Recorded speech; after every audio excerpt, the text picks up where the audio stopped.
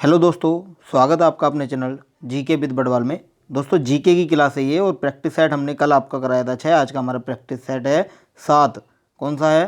7वां practice set है, ये 7 कर लीजिएगा। इससे पहले हमने 6 प्रैक्टिस सेट करा दिए हैं, प्ले लिस्ट बनी हुई है, जा करके देख सकते हैं। सारे हमारे प्रीवियस ईयर क्वेश्चन हैं जो भी TCS द्वारा पूछे गए हैं। ठीक है, चलिए क्लास स्टार्ट करते हैं। CHSL के लिए इस क्लास को जरूर लीजिएगा, आपके लिए बहुत ही ज़्यादा इंपॉर्टेंट ये क्लास रहने वाली है। देखिए क्वेश्चन है, टीपू सुल्तान के शासनकाल में उसके राज्य मैसूर की राजधानी कौन सी थी? उसकी राजधानी थी श्रीरंगपट्टनम। कौन सी थी? श्रीरंगपट्टनम। ये वर्तमान में कहाँ स्थित है? ये कर्नाटक में स्थित है। कहाँ? कर्नाटक में स्थित है ये वर्तमान में। चलिए अगला क्वेश्चन हमारा है, निम्नलिखित में से कौन 1679 में निर्मित प्रसिद्ध ताजमहल की प्रतिकृति थी? कृति है, बताइए कौन सी है? ये है जीनत उल मस्जिद है क्या? ये नहीं होगी। परी महल नहीं होगी। बीबी का मकबरा इसका राइट आंसर हो जाएगा। बीबी का मकबरा। ठीक है, ये कहाँ पर है? ये है औरंगाबाद में। कहाँ? औरंगाबाद कहाँ पड़ता है? ये महाराष्ट्र में पड़ता है और इसे दक्खन का ताज भी कहते हैं। क्या कहते हैं? दक्खन का ताज भी इसे कहा जाता है। ठीक है, चलिए अगले क्वेश्चन की बात की जाए तो अगला क्वेश्चन है, किस गवर्नर जनरल के नेतृत्व में अंग्रेजों ने सर्वोपरिता की नीति अपनाई थी? किसके नेतृत्व में अपनाई थी? ये लॉर्ड हेस्टिंग के नेतृत्व में अपनाई थी। किसके? लॉर्ड हेस्टिंग के नेतृत्व में। इसका right answer option number D हो जाएगा, लॉर्ड हेस्टिंग। और आपको बता दूं कि ये पहला गवर्नर जनरल था भारत का।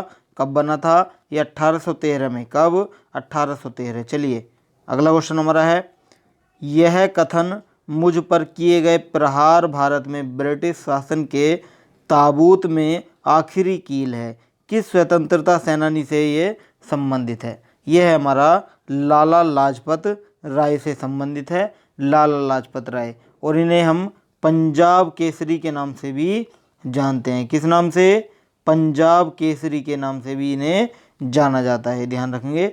चलिए अगले क्वेश्चन पर चलें तो अगला क्वेश्चन हमारा है, गंगा और सोन जैसी नदियाँ प्राचीन भारत के एक महाजनपद से होकर बहती हैं। किससे? कंबोज से, कौशल, मगध या मचचा? बताइए किससे? ये मगध से होकर बहती हैं, यानी कि मगध इसका राइट आंसर हो जाएगा। Option number C is the right answer, Magadh. अगला क्वेश्चन हमारा है, देखिए भारतीय संविधान का निम्नलिखित में से कौन सा अनुच्छेद राज्य को नागरिकों के आजीविका के पर्याप्त साधनों का अधिकार सुनिश्चित करने का निर्देश देता है? अनुच्छेद 29। ये नहीं होगा, अनुच्छेद 39 इसका राइट आंसर हो जाएगा। बात की जाए इन सारे अनुच्छेदों की तो अनुच्छेद 29 किससे रिलेटेड है? देखिए इसका राइट आंसर तो होगा हमारा क्या? अनुच्छेद 39 बी हो जाएगा इसका राइट आंसर। हम सारे बता देते हैं। अनुच्छेद 29 किससे है? अनुच्छेद 29 है अल्पसंख्यकों के हितों के संरक्षण से। किससे? अल्पसंख्यकों के हितों के संरक्षण से है ये पहला, यानी कि अनुच्छेद 29। और अनुच्छेद 39 किससे है? ये हमारा ये आपको बता ही दिया 39, आजीविका के पर्याप्त साधनों से है। और अनुच्छेद 27 किससे है? यह किसी धर्म विशेष के आधार पर धर्म विशेष के प्रचार के लिए जो करों के भुगतान को की जो स्वतंत्रता है उससे रिलेटेड है। ठीक है, अनुच्छेद 33 किससे है? अनुच्छेद 33 है किससे? मौलिक अधिकारों की प्रतिबंधित या निरस्त करने के अधिकार से। ठीक है, चलिए अगले क्वेश्चन पर चलते हैं। अगला क्वेश्चन है, अंतर्राज्यीय परिषद की स्थापना किस समिति की सिफारिश पर की गई थी? किस समिति की सिफारिश पर की गई थी? ये की गई थी सरकारिया आयोग की सिफारिश पर। ये 1990 में की गई थी। ठीक है, चलिए अगले क्वेश्चन पर चलें तो अगला क्वेश्चन है, निम्नलिखित में से किस वर्ष में इंदिरा गांधी के नेतृत्व वाली कांग्रेस पार्टी ने लोकसभा चुनाव में गरीबी हटाओ का नारा दिया? बताइए। ये था हमारा कब दिया था? 1971 में दिया था, यानी ऑप्शन नंबर डी आपका यहाँ राइट आंसर हो जाएगा, 1971। ये कौन सी पंचवर्षीय योजना का हिस्सा था?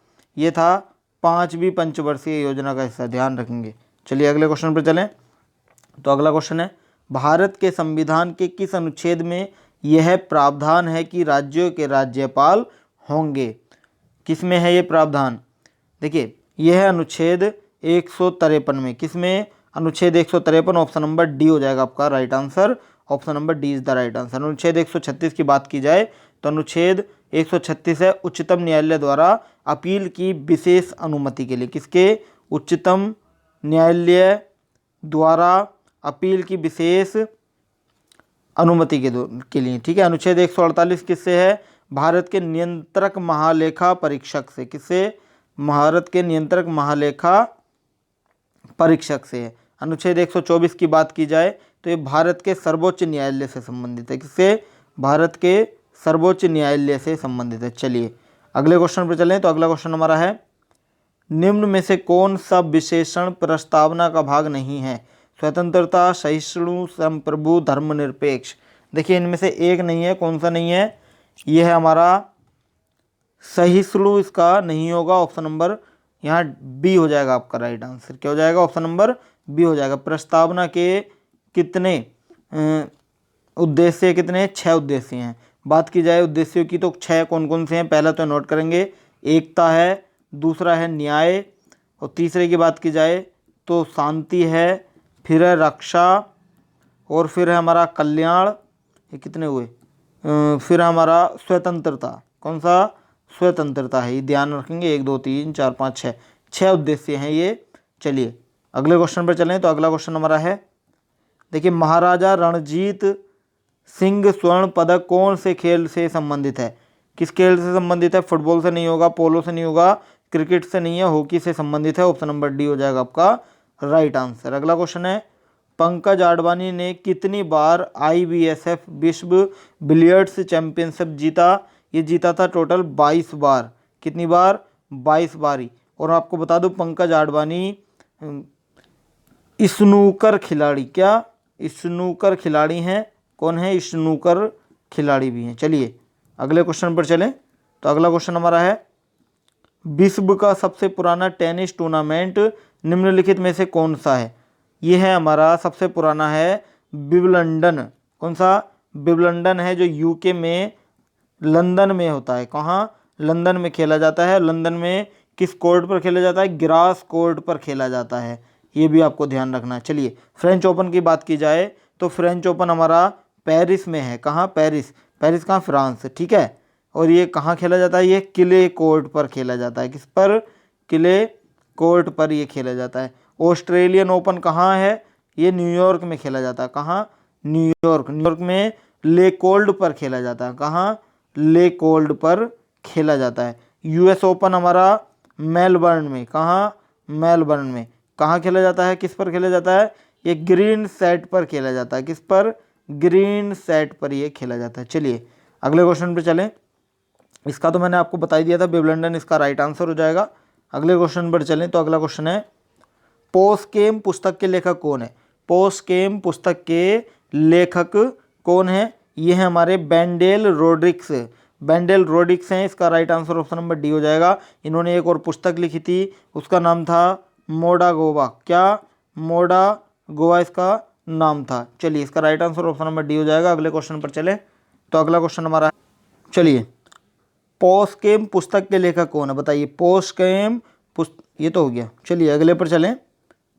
तो अगला है हमारा, रुक्मणी देवी अरुणडेल निम्नलिखित में से किस नृत्य शैली से संबंधित हैं? किस नृत्य शैली से संबंधित हैं ये हैं भरतनाट्यम से। किससे? भरतनाट्यम से संबंधित हैं। नोट करेंगे। ऑप्शन नंबर डी हो जाए, सॉरी बी हो जाएगा आपका राइट आंसर, भरतनाट्यम। अगला क्वेश्चन है, एक दिन में 2 बार समुद्र के पानी की लयबद्ध वृद्धि और गिरावट को क्या कहते हैं? इसे बोलते हैं ज्वार। क्या बोलते हैं? ज्वार बोलते हैं। ध्यान रखेंगे। अगले क्वेश्चन पर चलें। तो अगला क्वेश्चन है, नदी का एक चौड़ा सिरा है जो समुद्र में मिलता है, खाड़ी है क्या? ये नहीं होगा। ज्वार नदमुख इसका राइट आंसर हो जाएगा। ऑप्शन नंबर बी होगा आपका राइट आंसर, ज्वार नदमुख। अगले क्वेश्चन पर चलें। तो देखिए अगला क्वेश्चन है हमारा, सूर्यधार झील निम्न में से किस राज्य से संबंधित है? किस राज्य में स्थित है? माफ करना, किस राज्य में स्थित है सूर्यधार झील? ये कहाँ स्थित है? ये उत्तराखंड में स्थित है। कहाँ? उत्तराखंड में। ऑप्शन नंबर सी हो जाएगा आपका राइट आंसर, उत्तराखंड में स्थित है। इसे बनाने में कितनी लागत लगी थी? देखिए ये क्वेश्चन आ सकता है। ये 50.25 करोड़ रुपए लगे थे, 50.25 करोड़, ठीक है, इसे बनाने में। और इस झील की क्षमता कितनी है? इस झील की क्षमता की बात की जाए तो 77,000 क्यूबिक मीटर है। कितनी? 77,000 क्यूबिक मीटर इसकी क्षमता है। चलिए अगले क्वेश्चन पर चलें। तो अगला क्वेश्चन हमारा है, कौन सी नदी जोग जलप्रपात बनाती है जिसे गैर सोप्पा जलप्रपात भी कहा जाता है? कौन सी नदी बनाती है? ये सरबती नदी बनाती है। कौन सी? सरबती। ऑप्शन नंबर डी हो जाएगा आपका right answer. Option number D is the right answer, ठीक है। और आपको बता दूं कि ये जो बनाती है ये भारत का दूसरा सबसे ऊंचा डुबकी वाला जलप्रपात बनाती है, ठीक है। यह भारत का दूसरा सबसे ऊंचा है, ठीक है, दूसरा सबसे ऊंचा है, ठीक है। और इसका नाम चेंज कर दिया गया है। इसका जो नाम था जोग जलप्रपात, यह हम बोल सकते हैं गैर सोप्पा जलप्रपात। इसका नाम बदलकर क्या कर दिया गया है? इसका नाम बदलकर महात्मा गांधी, नोट करेंगे, महात्मा गांधी जलप्रपात इसका नाम बदलकर कर दिया गया है, ठीक है। चलिए अगले क्वेश्चन पर चलते हैं। अगला क्वेश्चन हमारा है, भारतीय वनस्पति सर्वेक्षण का मुख्यालय किस शहर में स्थित है? किस शहर में स्थित है? ये हमारा कोलकाता में स्थित है। कहाँ? कोलकाता में स्थित है। ऑप्शन नंबर सी होगा आपका यहाँ राइट आंसर।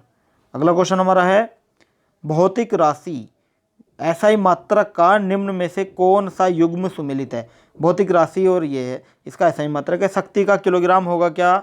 ये गलत हो जाएगा। शक्ति का किलोग्राम नहीं होता है, शक्ति का होता है वाट, ठीक है। अधिष्ठापन हेनरी का होगा क्या? ये नहीं होगा। हेनरी का क्या होता है? हेनरी का प्रेरकत्व होता है। क्या होता है? प्रेरकत्व। धारिता का ओम नहीं होता, फैराडे होता है। क्या होता है? फैराडे। बल का न्यूटन होता है। इसका right answer option number D होगा। क्या होगा? ऑप्शन नंबर डी होगा, बल का न्यूटन होता है। अगला क्वेश्चन हमारा है, निम्न में से कौन सा एक निम्न श्रेणी का भूरा कोयला है जो उच्च नमी सामग्री के साथ नरम होता है? बताइए कौन सा है? ये हो जाएगा लिग्नाइट कोयला। कौन सा? लिग्नाइट। बिटुमेंस नहीं होगा, एंथ्रेसाइट, पीट, लिग्नाइट होगा जरूर। देखिए देख लेते हैं। हाँ, ऑप्शन नंबर डी होगा आपका राइट आंसर, लिग्नाइट। अगले क्वेश्चन पर चलें। तो अगला क्वेश्चन है, किस कोशिकांग को कोशिका के बिजली घर के नाम से जाना जाता है? बिजली घर, या फिर बोलते हैं इसको हम पावर हाउस। क्या? पावर हाउस भी बोलते हैं, ठीक है। चलिए किसे जाना जाता है? ये माइटोकॉन्ड्रिया को जाना जाता है। ऑप्शन नंबर बी होगा इसका राइट आंसर। अगला क्वेश्चन है, आहार नली के किस भाग में वसा का संपूर्ण पाचन होता है? किस नली में, किस भाग में होता है बताइए वसा का संपूर्ण पाचन? ये होता है छोटी आंत में। ऑप्शन नंबर बी होगा राइट आंसर, छोटी आंत में होता है। अगला क्वेश्चन है, तत्व सीसा का रासायनिक चिन्ह क्या है? सीसे को लेड भी बोलते हैं, क्या बोलते हैं? लेड भी बोलते हैं सीसे को। तो अभी देख लेते हैं। एस किसका है? एस सल्फर का है, ठीक है। एजी किसका है? एजी चांदी का है। पीवी किसका है? पीवी लेड का है या सीसे का है? तो इसका राइट आंसर क्या हो जाएगा? ऑप्शन नंबर सी हो जाएगा राइट आंसर। के किसका है? के पोटेशियम का है, ठीक है, ये नोट करेंगे, पोटेशियम का है। चलिए इसका right answer option number C हो जाएगा। चलिए अगले क्वेश्चन पर चले। तो देखिए आज का सेशन हमारा यहीं समाप्त होता है। वीडियो अच्छी लगी तो वीडियो को लाइक करें, चैनल को सब्सक्राइब करें और कमेंट करके ज़रूर बताएं कि कितना स्कोर आपका आ रहा है। इन 25 में से आप कितने क्वेश्चन सही कर पा रहे हैं। ये सारे क्वेश्चन प्रीवियस ईयर करा रहा हूँ मैं।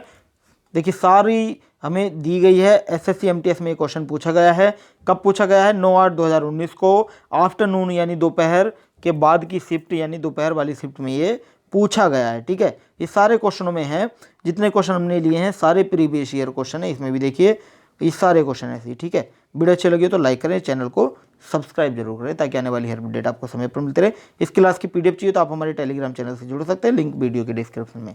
चलिए आज के लिए इतना ही। Thank you so much.